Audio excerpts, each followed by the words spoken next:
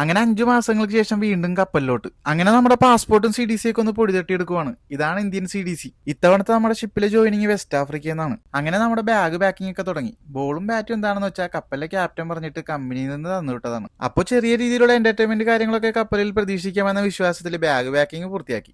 അമ്മയാണെങ്കിൽ അടുക്കളയിൽ ഉച്ചയൂണ് സെറ്റാക്കണ തിരക്കിലായിരുന്നു. അങ്ങനെ ആ മത്തിക്കറിയും കൂട്ടി ഒരു പിടി അങ്ങ് പിടിച്ച്. പിന്നെ നേരെ പ്രാർത്ഥന വിളി. പോകുന്നതിൽ എന്തെങ്കിലും വിഷമമുണ്ടോന്ന് ചോദിച്ചാൽ ഇല്ല. ജീവിക്കാൻ കാശ് വേണമല്ലോ. കാശ് വേണമെങ്കിൽ പണിയെടുക്കണം.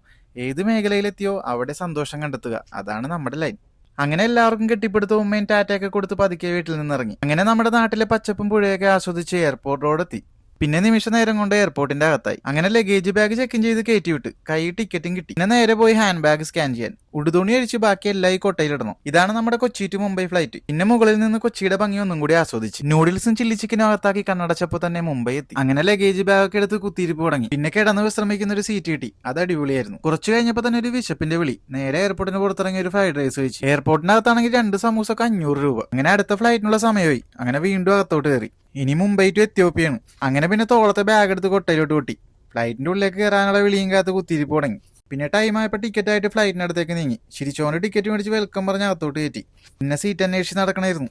അങ്ങനെ 5 മണിക്കൂർ നീളുന്ന മുംബൈ ടു എത്യോപ്യ യാത്ര തുടങ്ങി. കുറച്ച് കഴിഞ്ഞപ്പോൾ തന്നെ ജ്യൂസും ഭക്ഷണവും എത്തി. വിശപ്പിന്റെ അസുഖമുള്ളത് കൊണ്ട് ഫുഡിനെ വിലയിരുത്താനൊന്നും നിന്നില്ല. നിമിഷ നേരം കൊണ്ട് സംഭവം കാലിയാക്കി. അങ്ങനെ എത്യോപ്യ എത്തി. മഴ സീസൺ ആണെന്ന് തോന്നുന്നു ഇവിടെ. ഫ്ലൈറ്റിൽ നിന്ന് ഇറങ്ങി നേരെ ബസ്സിലോട്ട്. ഇനി അടുത്ത ഫ്ലൈറ്റ് ബസ് നിർത്തണടുത്തുനിന്നാണ്. അങ്ങനെ ബസ്സിൽ നിന്ന് ഇറങ്ങി പിന്നെയും തോളത്തെ ബാഗ് എടുത്ത് കൊട്ടയിലാക്കി സ്കാൻ ചെയ്ത് അകത്തേക്ക് കയറി. എത്യോപ്യ എയർപോർട്ട് എന്തായാലും കൊള്ളാം. അടിപൊളിയാണ്. നല്ല രസമുണ്ട്. അങ്ങനെ കാഴ്ചയൊക്കെ കണ്ട് അങ്ങോട്ട് ഇരുന്നു.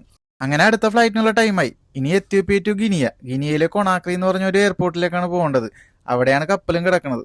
ഇനി എന്തായാലും ഒരു 11 മണിക്കൂറത്തെ യാത്രയുണ്ട്. കൂടാതെ ഐവറി കോസ്റ്റ് എന്ന രാജ്യത്ത് ഒരു സ്റ്റോപ്പ് കൂടിയുണ്ട്.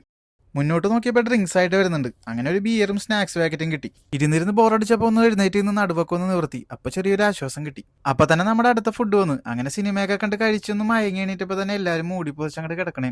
അങ്ങനെ ഐവറി കോസ്റ്റിൽ വണ്ടി നിർത്തി. അവിടെ ഇറങ്ങേണ്ടവരൊക്കെ അവിടെ ഇറങ്ങിപ്പോയി. പിന്നെ ക്ലീൻ ചെയ്യാൻ വേണ്ടി കുറെ പേര് വന്നു. പിന്നെ അവർ വന്ന് സ്പ്രേ ഒക്കെ അടിച്ച് അടിപൊളിയാക്കിയിട്ട് അവരും പോയി. അങ്ങനെ നമ്മളും കൊണാക്രിയിലോട്ടുള്ള യാത്ര തുടങ്ങി. പിന്നെ ഒരു റെഡ് വൈൻ കിട്ടി. അത് കുടിച്ചു തീർന്നപ്പോഴേക്കും കൊണാക്രി എത്തി. അങ്ങനെ ഫ്ലൈറ്റിൽ നിന്ന് ഇറങ്ങിയത് നമ്മുടെ ഏജന്റ് പുറത്ത് കാത്തിരിക്കുന്നുണ്ടായിരുന്നു. ഇനി അധികം കൊണ പറയാനുള്ള സമയമൊന്നുമില്ല.